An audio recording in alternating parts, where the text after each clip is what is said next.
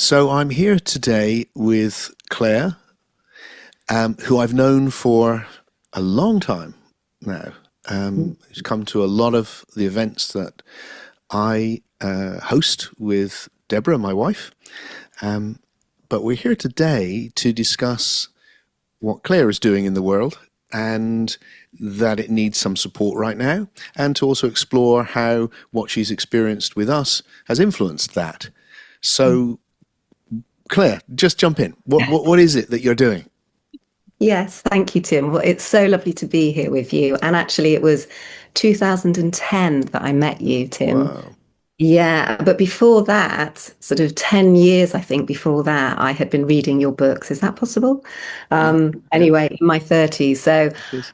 yeah, your books were really transformative for me. And yeah, kind of changed my view of things. So when I found myself on your retreat and had only just clocked really that it was you who'd written those books, and here I was on your retreat, and it was like, this is interesting. So yeah, so since then, in fact, 3 years after I met you, so in 2013, I was really in a very fortunate position to to be given this incredible, very small organization called Rockabye by somebody, an amazing visionary woman called Lucy Livingstone, who was a dance movement psychotherapist. And she really understood the attachment the importance of attachment between parents and babies, and that early start. So she had created this wonderful program which supports that attachment in a very gentle way, using talking therapy and creative therapies to build bonding and nurturing. And she was very unwell when myself and my colleague Katie Taylor met her. So she wanted to pass this sort of tender and beautiful program, because it had a lot of very good feedback onto some other therapists. So that's where we stepped in. And since then, we've grown this organization little by little. So we work with, initially we work with mums and babies in that very sort of pre-crawling stage, because that's when you can capture that kind of, that early relationship before babies start to crawl off. And from that, we realized that we kind of wanted to get to those babies in utero as well. We were seeing it was doing great work, but we were like, wow, if only we could kind of work with those families, antenatally. So we developed an antenatal program, which had a lot of good feedback as well. We're evidence-based, so we can track the journeys of parents and babies. And we know that at the moment, the cost for insecure attachments costs the taxpayer 8.1 billion per annum. If you think about the kind of the long-term effects of insecure attachments, criminality, drug abuse, teenage pregnancies. So it is really, really important what we're doing. And from that antenatal program, we also realized that we wanted to we were tasked really with the to try to engage dads antenatally as well, which is really... You were tasked to. Yes, we were Okay. tasked that. And it's like, okay, it's hard enough sometimes engaging very vulnerable mums, how to engage, vulnerable dads as well. Excuse me. So we developed a program called Parents to Be. That was for couples and co-parents, because we recognize that, it's not always mums and dads, men and women raising babies. It's, it's wonderful kind of, modern world now where, families look very different to how they used to. But we recognize that actually it's too much for one person really to raise a child. It takes a village to raise a child. We use that a lot. So we were trying to bring in co-parents and dads. And again, that was really successful. And we have such good feedback from dads. And when we get dads through the door, and we work quite carefully to get them through the door, but once we do, we keep them and they stay with us. And we've had amazing feedback from dads, and found out that actually the needs of dads are very similar to the needs of mums, actually, and a space to be really safe and heard and seen, which is what links into what you and Debbie do, Tim, in your retreats. For me, that was it was a really safe space, to come to. And I think I've shared before that I was always quite surprised at the amount of men you get at Yeah. in your Yeah. group. Yeah. And that was a bit of a challenge to begin with because I was very used to sort of women's spaces. So, yeah, I think, what I experienced in your groups was something of immense safety, and particularly through the eye gazing, where we really get seen. And it just spoke to me about babies, how Mm. babies come into this world and they need to be seen. They need to be felt in order to become, human beings in a sense. Of course, they're human beings, but in order to really evolve and to flourish and to thrive.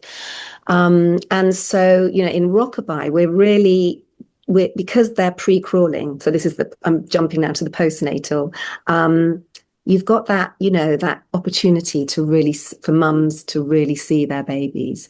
In our antenatal programs, we're encouraging that safety between, well, mum and baby in utero, because we know the sooner you can create connection, the greater the outcomes for both mum and baby.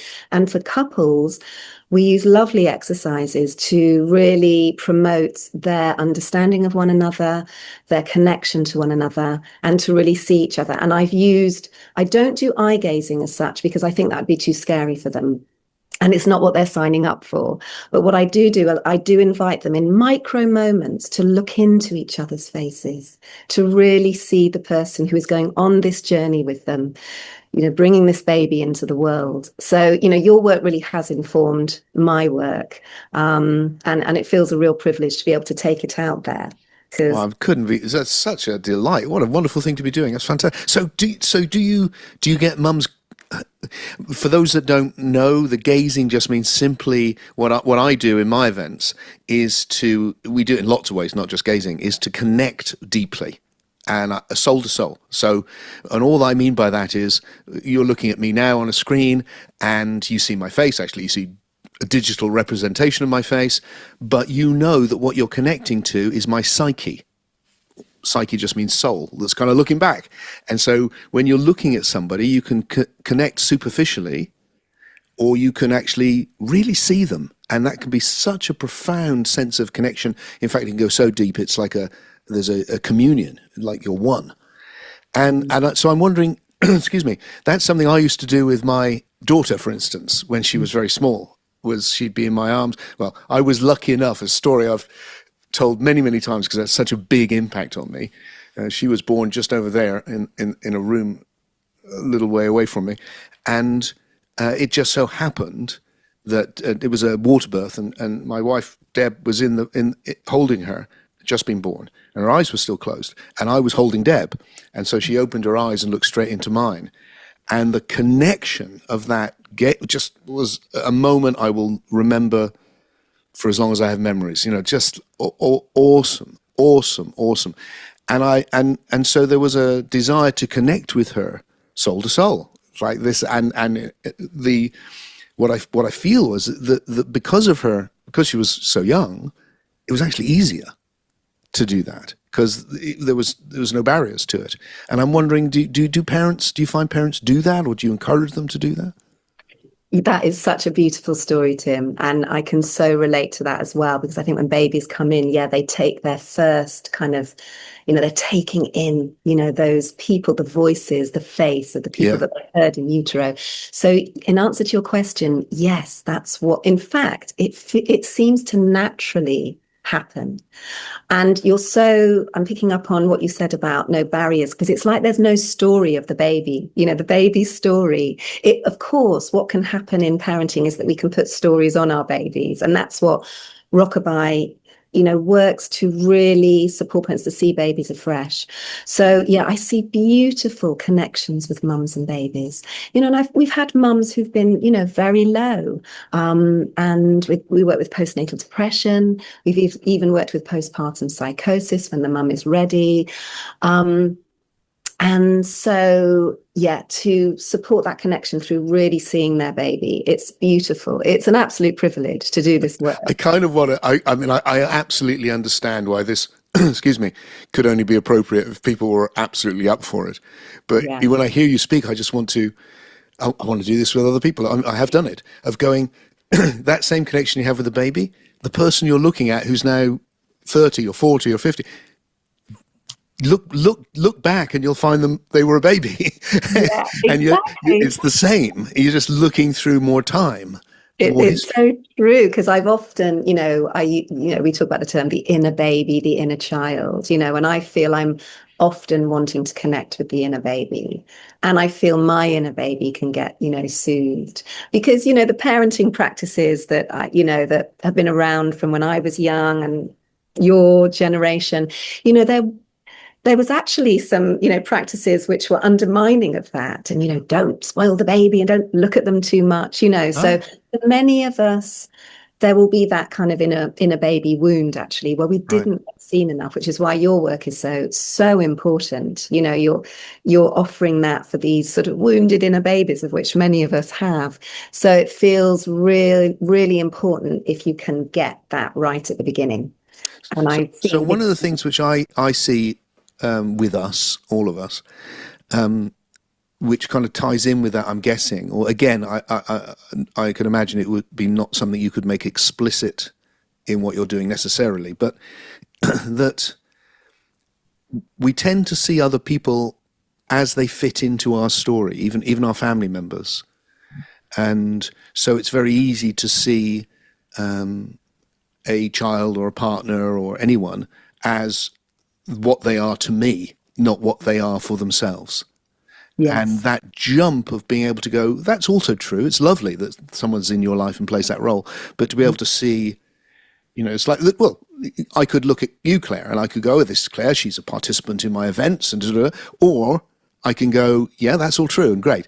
And as Claire, Mm. that's Claire.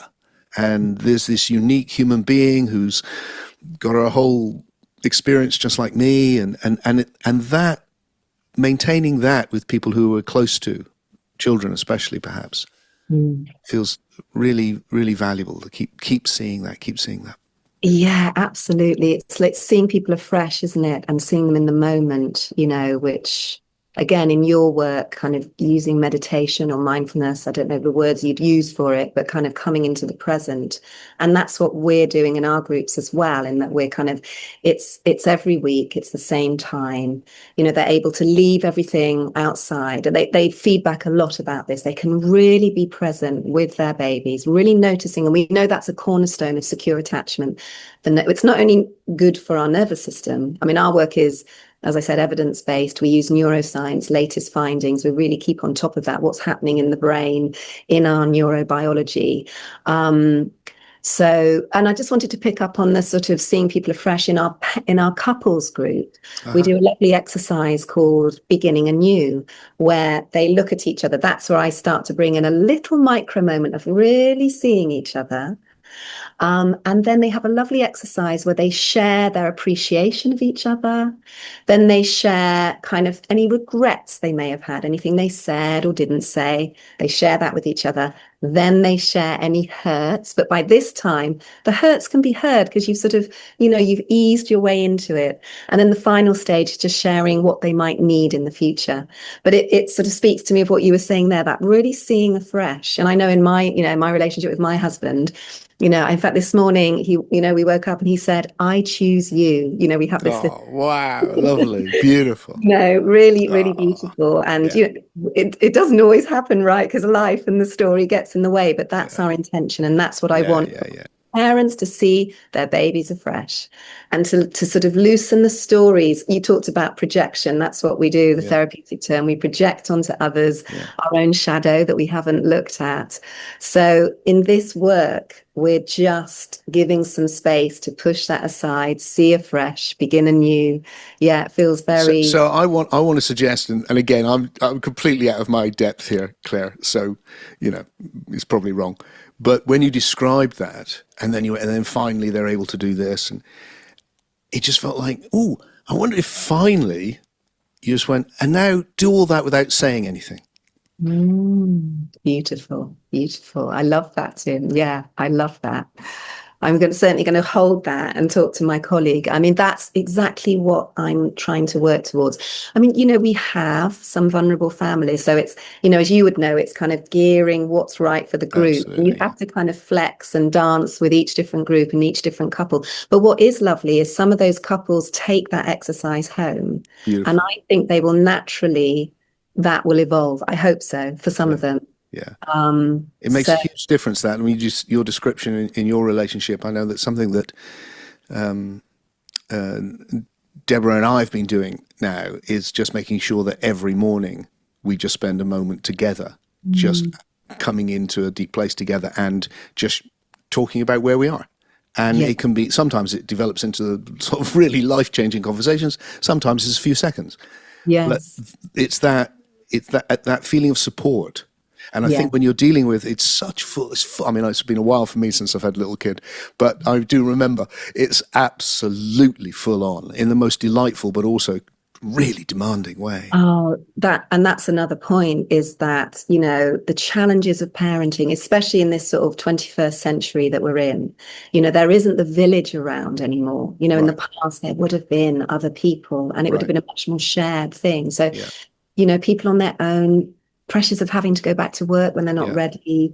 yeah, Absolutely. It's the hardest job, right? When yeah, they're little and it yeah. changes as they, and I think there's a real argument for more parental support going right the way through because the teenage years are challenging in a different way. Yeah, yeah, yes. Oh, that's a wry smile from any Yeah, parent yeah. knows. Yeah, that's right. And also amazing and for different reasons. Yeah, Yeah. exactly. And that's it. In Rockabye, we acknowledge the absolute joys. For me, it was just so much more intense. Like the joys were way better, way more sublime, and the challenges were way harder. Yeah. And all the mundane bits in between, right? Yeah, it's So, huge. so it feels like, look, to intervene, to be there, available, to give a. It's not even that really. Just give a context in which people can really make that the best at Yeah, that very early stage. That feels like yeah, such a big thing. yes. Why is your organisation not just flying? Why is it in? Why is it in trouble? What's going Yeah, on? well, it's a really good question. It's sort of like, why? And actually, hopefully, we're just in a sort of a little interim period of waiting for news of funding. So we are supported in Bristol, although we did lose our NHS funding. So our NHS funding was for our refugee group. So we worked with the refugee community, which so needed this. Those families, many of them were in hotels, babies were beginning to crawl. There was no space. Already these people have come with lots of trauma. So we lost our funding for our refugee group, and so we're applying for that. And our other groups, we are awaiting to hear. But the problem is, Tim, is it's very hard to plan for groups when you're not 100% sure if that funding is going to come in. I think it's just perilous times for all small organizations, non-profit organizations like Rockabye. There's a huge need. I think 1 in 16 applications for funding is successful now. So the competition is really high. But we do have a lot of support from the hospitals here. We're referred from health visitors, midwives, social workers, doctors, family support workers. We are really respected and everybody is rooting for us, but we're just in a bit of a tricky period. So this 10,000 that we're asking for will just bridge us over so that we can plan our groups, make sure that we can meet the demand and give our wonderful team of therapists. I have a wonderful team, Tim, who are so dedicated, committed, passionate. They're fantastic. They've gone through a big training with us, and they're just the most wonderful, wonderful people. So I want to keep giving them work as well. So I'm going to preempt a reaction which I expect there will be a certain percentage of people who hear that which is what the NHS is willing to pay for you to support refugees, but not to support the indigenous people of our land. That's just nuts. And I actually understand that. But I think the key thing, which is that I'm hearing, is that it can go forward, but it needs support right now to Yeah. bridge that gap. Yes. And for me, the key response will be, okay, so if anyone hears that and feels like, well, this is something which is good that should continue, they can contribute to to helping you over that hurdle. Is that true? Is that what Yes, you've and got? I just want to clarify something. So the NHS have also funded us for our regular groups as well. Ah, okay. That was a particular group for, I think they're very interested in kind of sort of leveling up an equity of, care. So just want to sort of clarify that. And we've been very grateful to the NHS and Family Hubs and the local authority who've been great with us as well. It's just, I think at the moment everything is just a bit unknown and money is a bit sparse. But yes, I can't remember what your other question was So then. really, I think Yeah, let's get to the nitty gritty, which is okay. This is a great thing. Well, I think so. Sounds fantastic. thank you. But you've got a crowdfunding Yes, thing in place to allow people to contribute to getting you over the hurdle to yes. hopefully greater funding, which means that it can continue and blossom. Exactly. So we can keep meeting the high demand. So our crowdfunder can be found on our Instagram account, which is Rockabye Bristol, one word. And if people want to know more about what we're doing here in Bristol, our website is rockabye.org.uk. And can I put a link with it on YouTube also? Yes, Yeah, please. we'll Yes, do that please as do. well. And So and a link to the crowdfunder if you're able to do that. I yes, don't. yes, Yeah, we can do that. great. That would be really great, Tim. Yeah, really appreciate that. And you're looking to raise. 10,000, and we're over a third of the way. That's So great. yeah, so it's really great news, and so I'm feeling quite positive that we can reach that. Yeah. Well, I hope our conversation can contribute to that in some way. Oh, I hope so too, Tim. It's just been really lovely to connect with you and for, me to tell you how much your work has influenced my work. I mean, it's even weird calling it work because it feels Yeah, so yeah, kind of, but you know what I mean. I do. You've been a Yeah. great influence and a great support, and Debbie as well. Well, really, it's our souls that connect, isn't it? And Yeah. that's what we give to each other. And yeah, hearing you talk and what you're doing and how we've played some role in that is just, yeah, the best. Really good. Oh, Really good. thank All you. right. Thanks, Claire. Speak soon. Thanks, Tim. Take care. Bye.